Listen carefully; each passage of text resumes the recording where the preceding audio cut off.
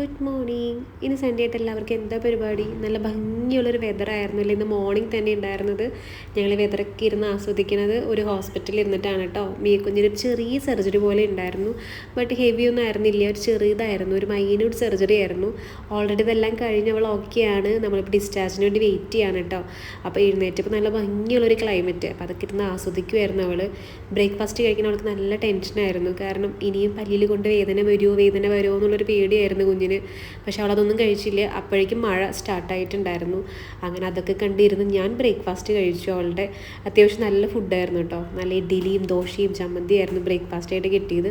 ഞാനത് നല്ല ആസ്വദിച്ചിരുന്ന് കഴിച്ചു. പിന്നെ അവൾക്ക് ടൈം പോകാത്തതുകൊണ്ട് നമ്മൾ ടി വി വെച്ച് കൊടുത്തു. അവൾക്ക് ടി വി ഒക്കെ കണ്ട് അവൾ ആസ്വദിച്ചിരിക്കുമ്പോൾ അപ്പോൾ ഐസ്ക്രീമായിട്ട് വന്നു. ഐസ്ക്രീം കഴിക്കാൻ അവൾക്ക് ഒരു മടിയില്ല കേട്ടോ. ഇഷ്ടംപോലെ ഐസ്ക്രീം കഴിച്ചോളാൻ അവളുടെ ഡോക്ടറും അവളുടെ അടുത്ത് പറഞ്ഞിട്ടുണ്ടായിരുന്നു. ബട്ട് ഈ ഐസ്ക്രീം എൻ്റെയാണ് കേട്ടോ. എനിക്കതിൽ വാങ്ങി തന്നതാണ്, അവൾക്ക് വേറെ ആയിരുന്നു. അങ്ങനെ ഞങ്ങൾ ഐസ്ക്രീമൊക്കെ കഴിച്ച് സൺഡേ ഇങ്ങനെ ഇരിക്കുവാണ്, ഡിസ്ചാർജ് ബില്ലും കാത്ത്.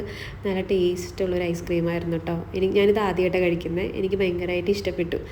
അങ്ങനെ ഐസ്ക്രീമൊക്കെ ഞങ്ങൾ പരസ്പരം ഷെയർ ചെയ്ത് കഴിച്ചു. അപ്പോൾ എല്ലാവർക്കും ഹാപ്പി സൺഡേ. ബൈ.